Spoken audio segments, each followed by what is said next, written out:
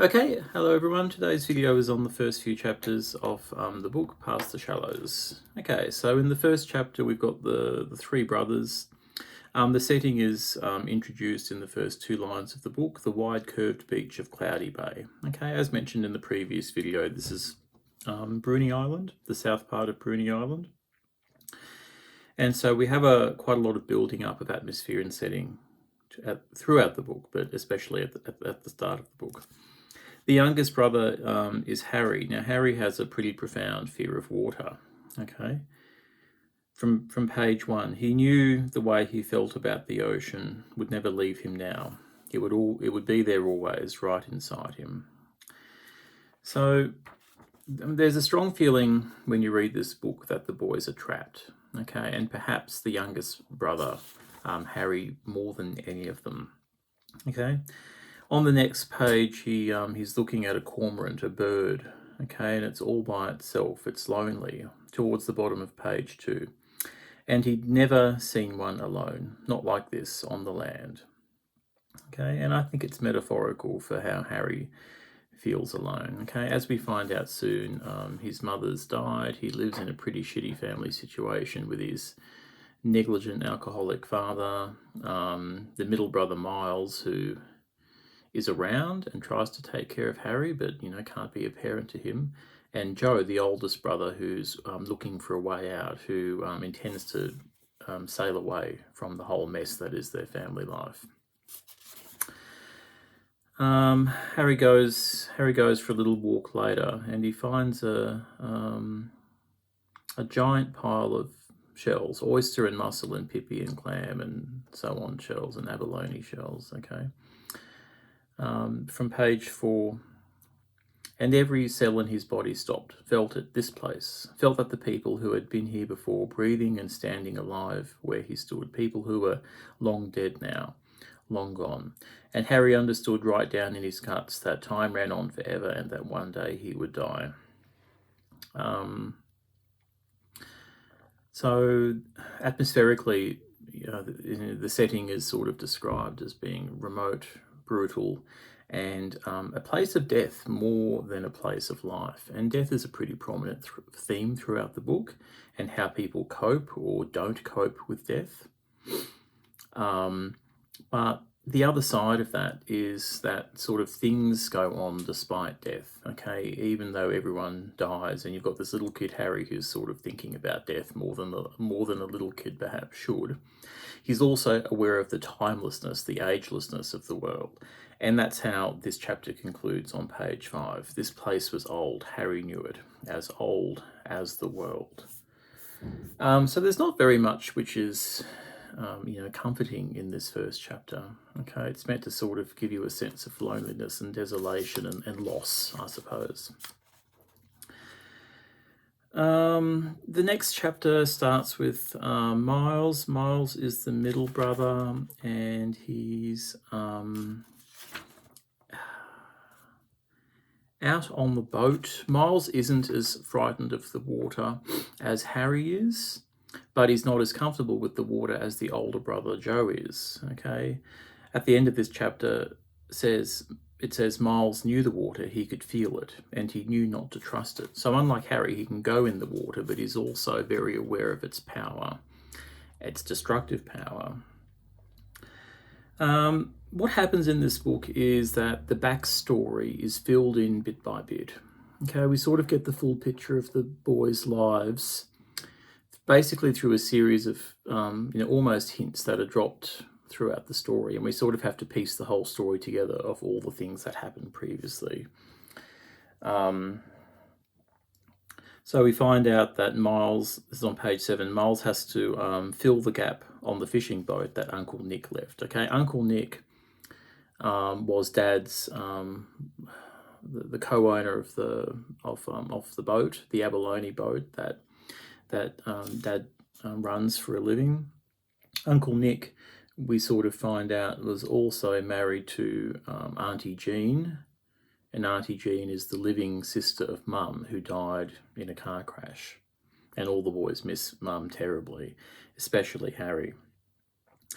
And we find out a lot of other things as we go along. you find out something and then you find out something else about that thing, and it's sort of, there's a few sort of twists in that sense in the story. Okay, so Miles, who I pictured to be about 15 years old, I picture Joe to be about 18 or 19. I picture Miles to be about 15, and I picture Harry to be about 10 or something like that. I don't know if their actual ages are ever specified in the book. I'm rereading the book at the moment again. That's how I picture them anyway, from the way they talk and the way they think. We find out that Uncle Nick died at sea, and Miles is replacing him on the boat. On page 9, there's a reference to, and everyone forgot about him, Nick, out there because that was the night of the crash. Okay, we find out later that's the car crash that Mum died in. So once again, death and loss, very prominent. So Miles is on the boat. We find out that Miles doesn't particularly want to be on the boat. He's doing a lot of work at a young age, basically. Okay, Dad treats him pretty coldly.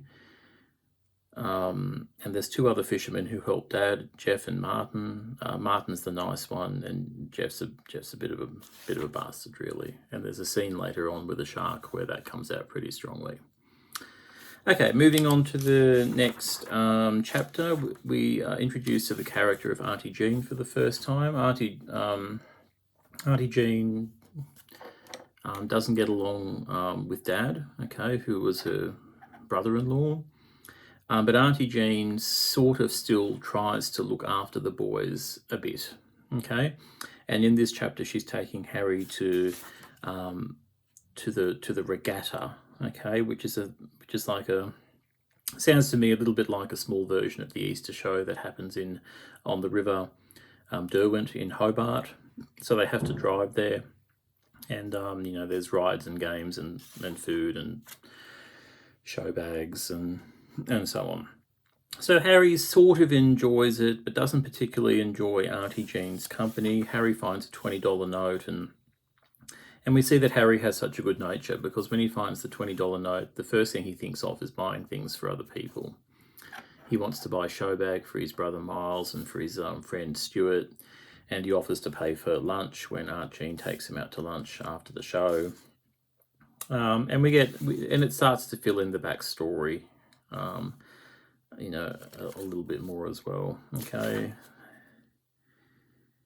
There's a nice scene when Harry goes in to see the animals, and he sort of befriends a goat or a baby goat. And Harry is built up as being a character who's sweet and gentle and kind and considerate.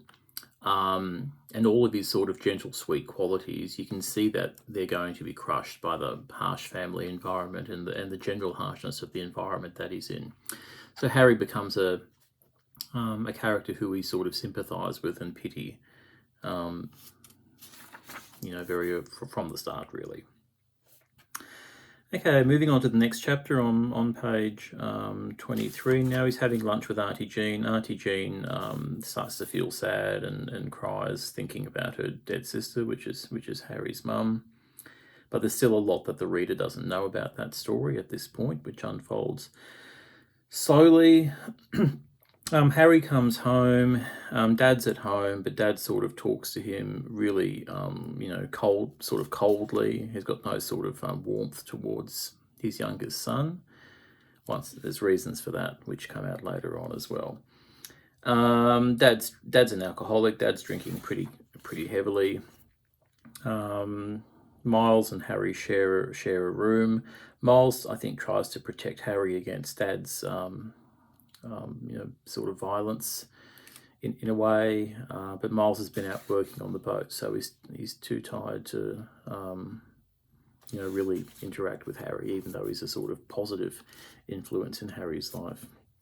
Okay, next chapter starting on page 29. Harry's back out on the ocean. Okay, in the first paragraph, there's all these words, like steep and black and giant guardians and tall. The sea is this thing. The sea's practically a character. The water is practically a character in this book. The writer takes such care to describe the sea as more than just a physical feature of the environment. It's got this sort of personality and character. We find out a little bit more about the abalone business, which is not something I knew anything about. So that happens throughout the next few pages in this chapter. You get wonderful descriptive passages about the ocean. Here's one from page 32. The sun was high now, and the water had changed from black to deep blue, and the white water churned up against the rocks was so bright against the sky that it was almost blinding. Okay, the real characterization of the water there. There's a nice passage about what it is like to dive for abalone at the bottom of page, second half of page 33. I won't read that out, but it's quite interesting. And Miles is looking forward with trepidation to the time that he'll have to go down and dive for the abalone. At the moment, he's just on the boat helping out, and he looks at that with some trepidation. Okay, page 35. Harry sneaks out of the house, and he goes to try and visit his friend Stuart. In this part of the world, there's a lot of deprivation and poverty, housing conditions pretty bad, unemployment, underemployment, people without much money. Stuart, Harry's friend, and his mum live in a caravan. They're obviously not doing too well, but they're not at home anyway. Then what happens? He meets the little dog for the first time, the puppy, starting on page 38. That's the start of Harry's sort of friendship with a strange old man of the place called George Fuller, who comes into the story in different ways. Moving on to the next chapter, we come back to the character of Joe, the older brother. Okay, Joe's getting ready to sail away. He's fixing up an old boat. He's sort of seems to live in a van or something like that at the moment. He just needs to get away. And Joe's able to get away because he's old enough, but Miles and Harry can't. So Joe is not trapped in the same way they are.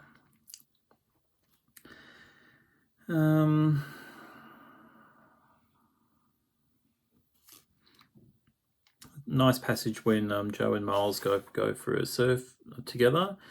And we have these passages to remind us that, the water isn't all bad, okay? The water represents different things to different people. Joe's very comfortable with the water.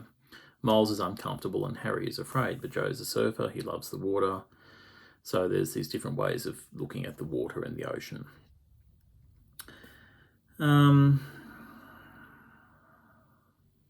It's clear that Miles doesn't want Joe to go because Joe's this nice positive influence in his life.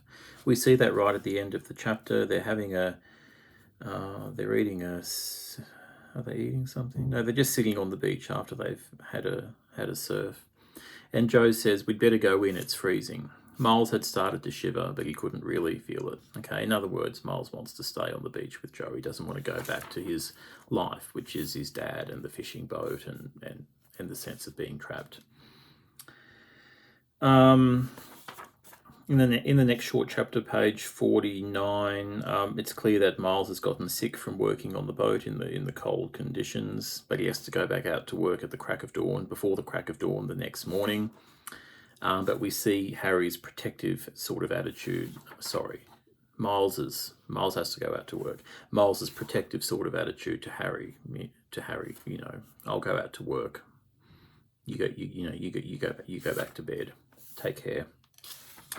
Okay, that takes us up to page 51. So I think I'm going to try and do just 5 of these videos, about 50 pages at a time, and it's just like pointing at a few things as we go along. Okay. I'll do another video soon. I've told you have to go and get the book from school, so please do that. Get in touch if you need anything. Bye.